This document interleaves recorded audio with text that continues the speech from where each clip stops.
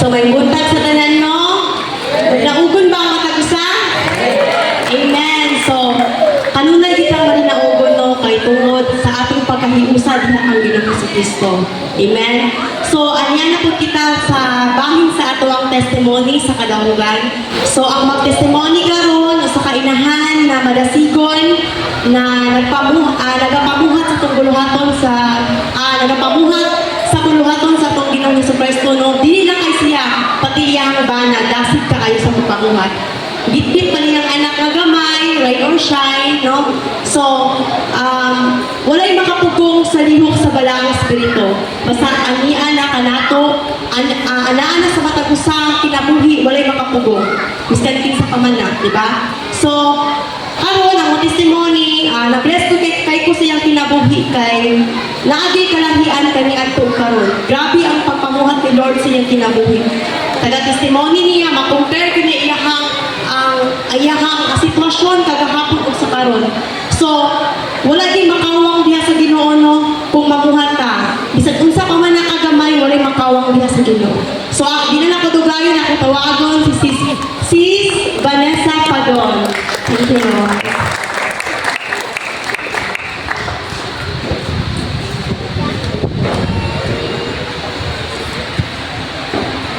May buntag mga igsoon ko diyan ni Kristo. Bless kayo ko kay naka-experience ko og testimony karon diri as inyong atubangan. Medyo ulaw man kay first time na ako naka-encounter ko ging ani kadaghan guys. May go study na ako sa Coronon, usahay gamay raman mi pero glory to God gyapon karon anaghan na. So, before ko mag-testimony, nalang ko i-share na basahon diri sa Efeso, mga taga-Efeso, chapter 5, verse 16 to 17.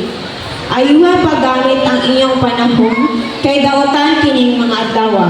Busa, ayaw pagpakabuang, panikamuti noon, nga masabtan ninyo ang kagubuton sa Ginoo. Thank you, Lord!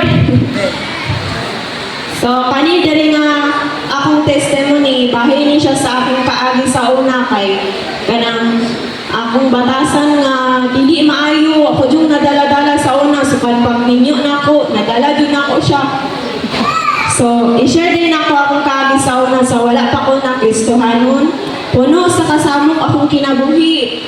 Langyaw ko sa mga butang na wala gitugod sa Ginoo.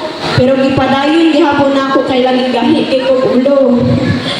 Confident kayo ko makabuhat og sala, nabinas ako pagpamalikas, dala-dala jud na ko siya ganing nakay buhaton maano jud ako siya sa akong kuan kaugalingon, dili jud ako siya malikayon sa una.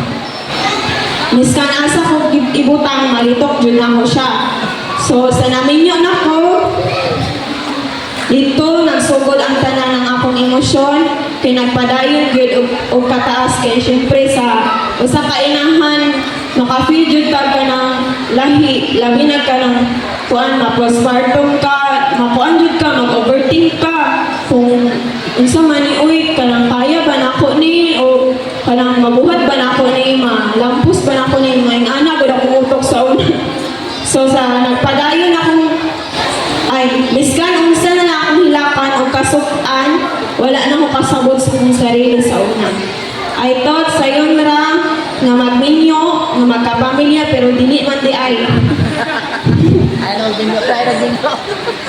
Pasalamat gyapon ko sa Ginoo kay gitagaan ko niya og partner nga masinabtanon o naay kahadlok sa Ginoo.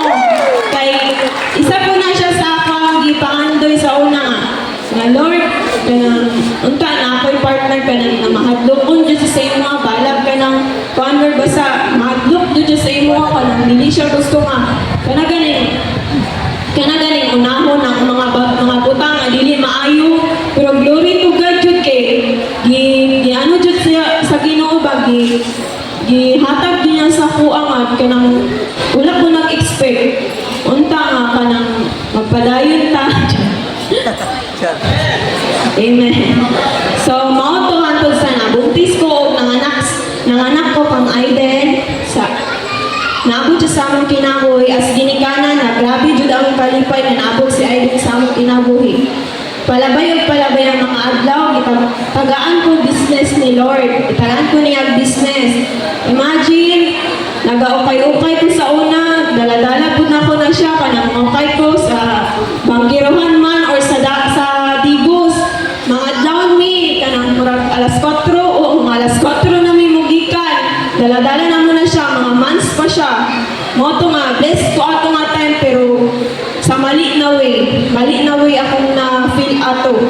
So, imagine, si Lord ang naghatag o gara income nako, pero di ko magpasalamat niya. Murag, mag-angkura ko sa una o naituyo sa iya ha. Ingana ko kinaiya sa una. Miskan man na mutuo ko niya, di jud ko mahutdok. Munang ulo kayo kay. Karon na, nakristohanan na. Pantay ko na. Manong ingani man di ay ang feeling mo nga. Ulo, jud di kayo, di ka magpasalamat ka Lord. Biskang gamay lang nga. Higay kanang blessing niya, inatag niya sa mo. Ulo, jud ka ay mo na karong ma-bless ko sa kinabuhi. So, okay. Until now, maugyapon ako ang kanang kuan karon kanang part-time karon na ukay-ukay pero gidouble lang ni Lord that time. Makaginansya jud ko og dako. Hamburgera pa kay ko kay mas dako pa ko og income sa akong partner. Ako siyang ginaina na ay kanang mga tanan sa amo ana. Pila din mo halinday kanang tindag ko mo halin ako akong nadlaw kay maabot og tag 1K niya. Usay ako sa akong bana kay sinema na murag hamburgera kay ko ba nga wala gani ko kasabot na. Ang tanan di ay kay dili jud ay ato kang Lord jud di ay tanan. Dapat angahon jud ako kung unsay gani ikaayo sa atong kaugalingon dapat i-pray jud nato siya. Before nato siya pangayoon. So makaginansya jud ko og dako hamburgera pa kay ko kay mas dako pa ko og income sa partner sa una. Nakapalit mi sa panginahanglo namo sa among mga luho. Ug lipay kay ko na di ko magsalig sa akong partner. Mura pagtasi ko paglantaw sa akong kaugalingon ato ng time kay ako ang oras wala ko'y amo ug inadlaw ang akong negosyo. Palit diri, palit dito, wala na ko na-handle og tarong natintal ako sa mga buyers. Tapos malita jud kay ko sa ila labo nagdikohon ang orders. Mag-post jud tayo ko sayo jud na si Mayan. Sayo jud na si Mayan sa kukuan mga kanang aligot-gut sa Facebook. Mag-post na ko until one day. Ito na, mahugno ko. Nga sa kagamay na akong problema, mahugno jud dito. Makuan ta ba miskang kanagin kalibutanon sa una, mahugno dayon ko. Moto, mura ko gibali sa kalibutan. Nasumbalik sa kuha akong ginabuhat sa akong isip katao. Puno ko bashing, ulang ko ato sa akong nabuhat. Labi na sa Ginoo, ulang jud kaayo. Sige ra ko mukmuk ato sa balay, maghilak ko. Naka-feel ko ato na time na ginahinay og kuha ni Lord akong business ug ang mga gusto sa akong pagkagarbusa. Nadamay na si Binbin og daghan mig nasudlan utang. That time grami akong pagkahugno og ato sa akong sarili ug nasamutan ko yun sa akong gusto na pangandoy duha na gusto may mag-Japan. Na-depress ko that time yun, sige na lang ko hilak. Kay dalang ko what ifs akong hunahuna, luya kay ko daghan og musingit na di mao sa akong utok. Nawala ko kadali sa akong sarili. Hantod sa niduol ko ka Lord. Sige ko gila, wilain ko litok sa akong bakbakodi. Kasi noon ko niya. Sa akong nabuhat o nag-ampo ko nga. Ang dadon ko niya sa maayong balan. Nagan na sudlan simbahan, mga igsoon. Pero lahi agad akong ang una bata inig sulutuguman kay mag-away dyan.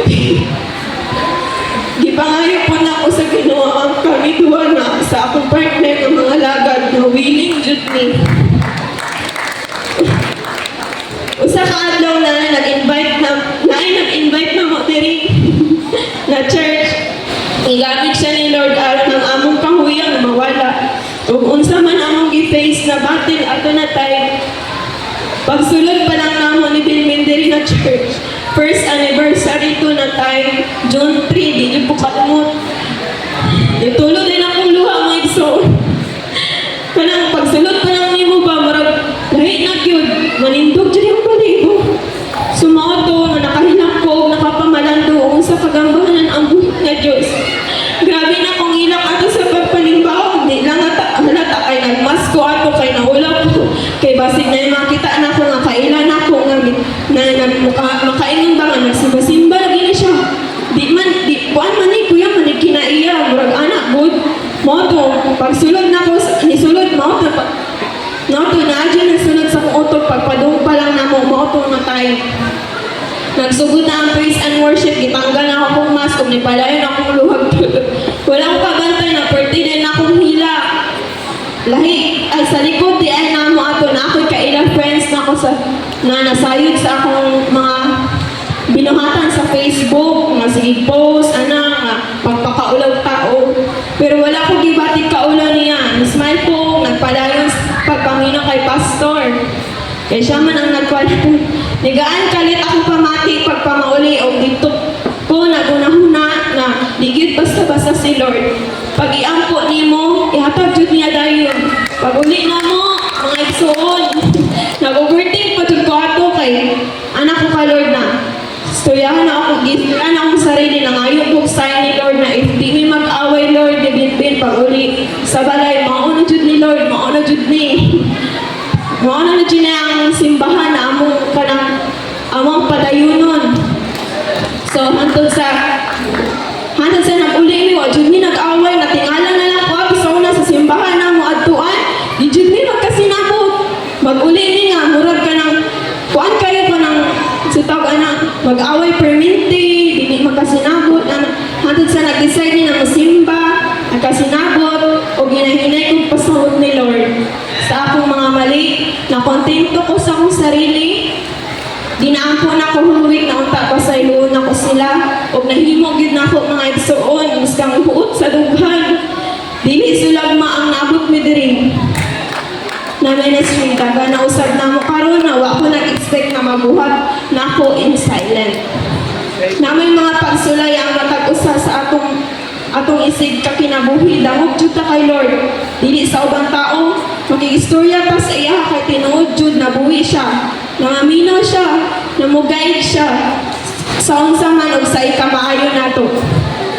Karon, padayon akong pag-ampo na magmalagpuson ta sa atong pagsatag sa nga kinabuhi o magpadayon ta aron makaubanan ko siya. Mao lang to igsuon kay taas-taas na. Salamat o dalaygon ang Ginoo. So magampo to ang kaigsunan, no? At ampuan ang kadaugan ni Sis Banban. Yes, hallelujah, Lord. Salamat, Lord God, sa kinabuhi ni Sis Ban, O God. Ipigyo Diyos ang iyang mga kadaugan, Lord God. O tabuni sa mong hamili nga dugo, Lord Jesus. Na walay buhat sa kaaway, mga pamuhat ni Lord God. Himuha o Diyos na kanunay ang iyang talikod, kusog. O kanunay siyang magmalautayon hangtod sa iyong pagbalik, O Diyos. Salamat, Lord God, sa kalipay, sa kalinaw, sa bukbang. Bisan pa man sa mong panimbahon karon, O God. Ikaw, Lord God, yung Balang Espiritu, magapanglihok sa matapusan ka namo, Lord God. Salamat, Lord God, sa mong presensya na may kaayuhan, kadaugan, kaluwasan, o makabatong gid mi, Lord God, o himpit, o kinabuhi walay katapusan, katungod, anaa ka namo kanunay, ang imong pagkamaayo, nagasunod ka namo kanunay. Salamat, Lord God, ang tanang durog himaya kanimo lamang. In Jesus' name we pray, Amen.